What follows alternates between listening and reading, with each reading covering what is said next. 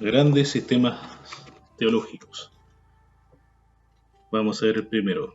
En todo intento de hacer teología, parte del supuesto de que la autoridad de Dios es la suprema norma de la verdad, pero se producen distintas apreciaciones en lo que respecta a entender la manera cómo y cuándo dicha autoridad divina haya expresión. Esto determina el carácter y la naturaleza completamente distintos de los varios sistemas teológicos. Estos pueden resumirse básicamente en 4 grandes sistemas. El primero, la teología católico-romana. Tradicionalmente, al menos así promulgó Trento y el Vaticano I, la Iglesia de Roma venía insistiendo en que la revelación llegaba a nosotros por medio de 2 canales, la Biblia y la tradición. El acceso a ambas nos viene mediado por el magisterio de la Iglesia romana, que determina lo que hemos de recibir y cómo hemos de interpretarlo. Por Biblia, Roma entiende las escrituras hebreocristianas con el añadido de los libros del llamado canon alejandrino en el Antiguo Testamento.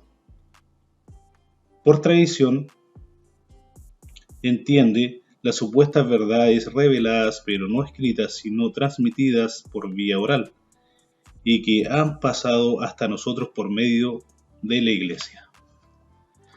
Cierto que hay teólogos católicos, mayormente del norte de Europa o de América, que se inclinan por una sola fuente o depósito de revelación, asignando a la tradición el papel de intérprete de dicha revelación.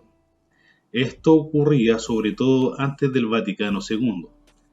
Después de celebrado este concilio, la cuestión se ha complicado, pues en sus definiciones ambiguas, como señala Francisco Lacueva, no solo parece mantener la doctrina tradicional de las 2 fuentes, sino que introduce un nuevo concepto, el encarnacional, mediante el cual, como escribe el citado autor, escritura y tradición vienen a encontrarse y cómo fundirse en el magisterio de la Iglesia.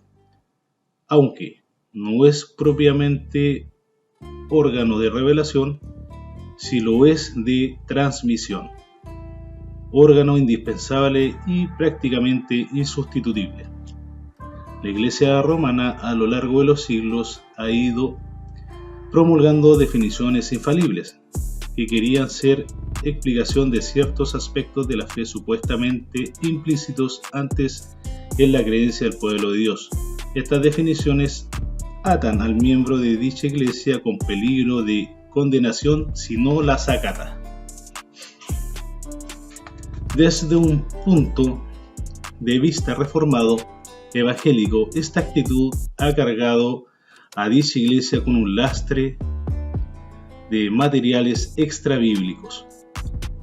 En primer lugar, porque muchas de estas definiciones no solo son del texto bíblico ni de doctrinas bíblicas, sino de creencias que ciertas tradiciones han ido desarrollando a espaldas de la revelación y finalmente se las han querido ver integradas en el depósito de la fe. Repito esa parte. En primer lugar, porque muchas de estas definiciones no lo son del texto bíblico, ni de doctrinas bíblicas, sino de creencias que ciertas tradiciones han ido desarrollando a espaldas de la revelación. Y finalmente se las han querido ver integradas en el depósito de la fe. Podríamos decir que la hinchazón eclesial no ha alcanzado el grado de desarrollo que en la confesión romana.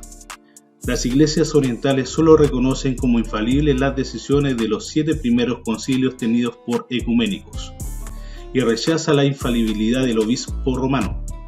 No obstante, también aquí la tradición y la autoridad eclesiástica se substamponen a la autoridad de la palabra y constituyen elementos más importantes para las formulaciones dogmáticas. Tanto el teólogo católico romano como el oriental han de estar atentos no solo a la voz de la palabra, sino a la de la tradición de su iglesia.